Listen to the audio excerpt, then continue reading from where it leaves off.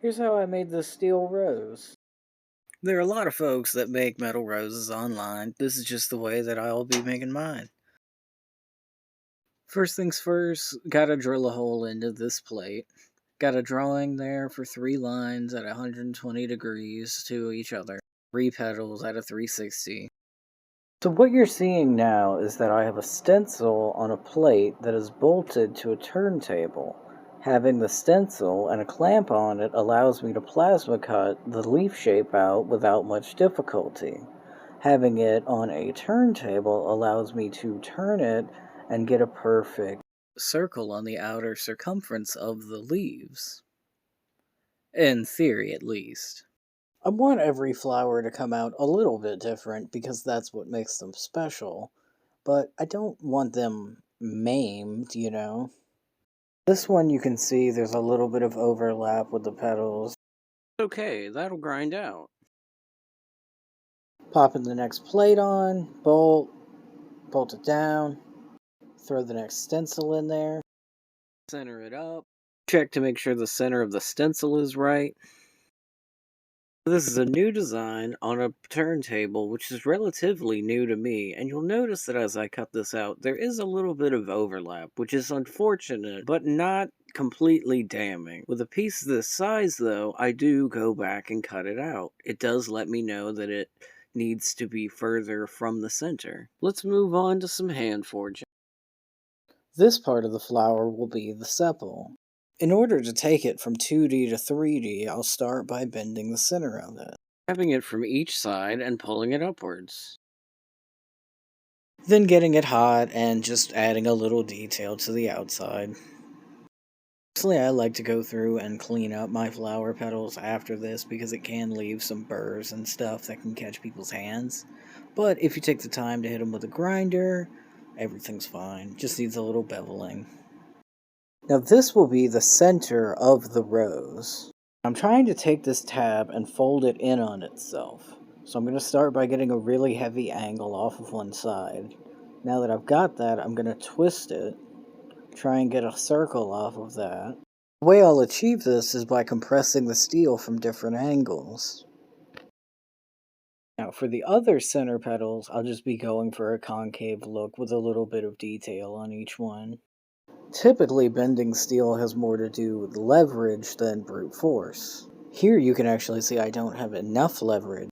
Here you can see I do because the pliers are on the vise. Switch over to channel locks to pull it all in. Channel locks can be helpful in creating leverage in strange situations. Now that we've got that all put together, let's switch over to some bending that's a little more fun.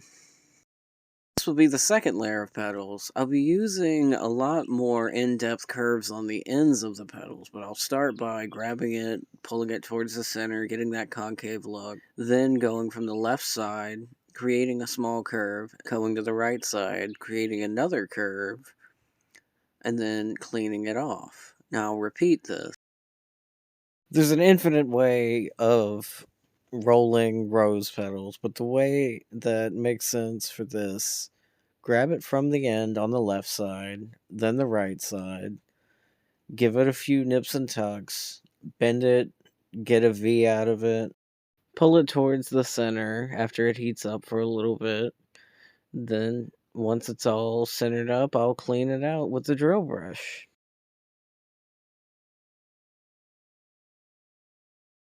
Looks good to me, let's move on. Big fella will start by bending it towards the center.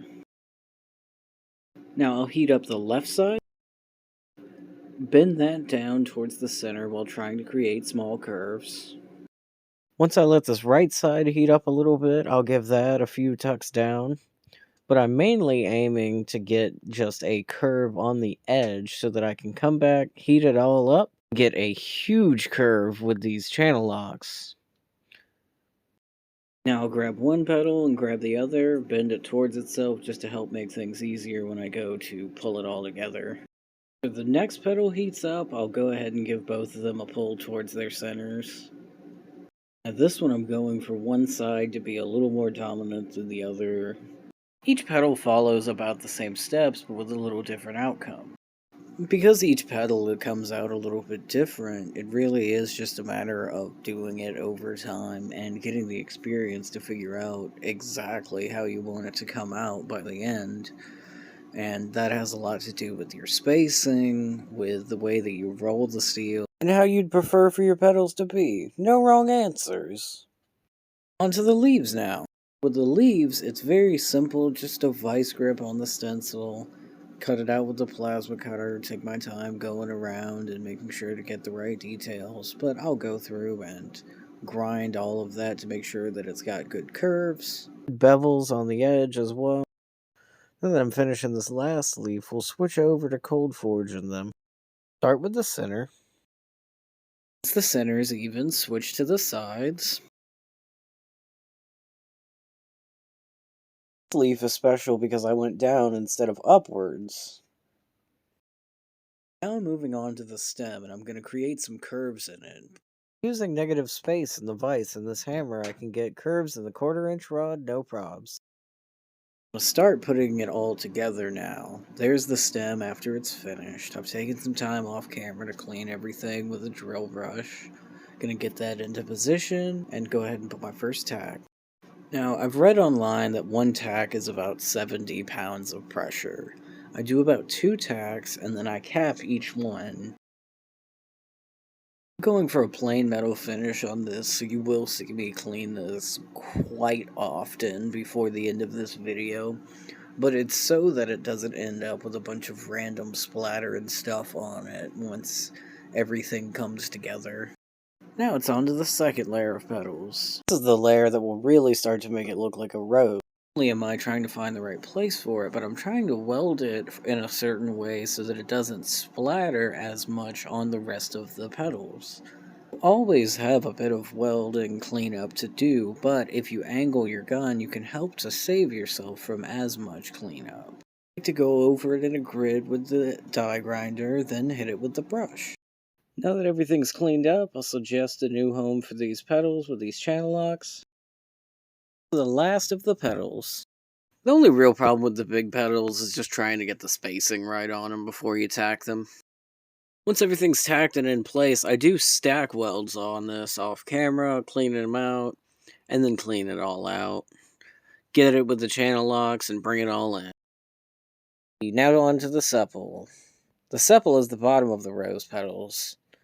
This is such a small piece, I'll stack tack welds on it, let it cool off for a bit, clean it, flip it, do the same on the other side. Now I'm onto the leaves. Tack it in place, do a few tack welds on it, then clean those up with the grinding pad. Have to be careful not to take off too much material. Do that 3 more times, and here's the final product. Personally, I think that with the brushed finish and the time that I put into trying to detail the little parts of it, this turned out pretty well. Let me know what you guys think in the comments, and if you may have a metal flower that you want to see get made. I've been making metal flowers for about 2 years now, and I wanted to make a video that really went into detail on the entire process. I appreciate anyone who's tried to bear with us on this. I know this has been a little rough as it's been my first voiceover. Thanks so much. If you guys want to see more, check out fullmetalflorist.com to see our other socials.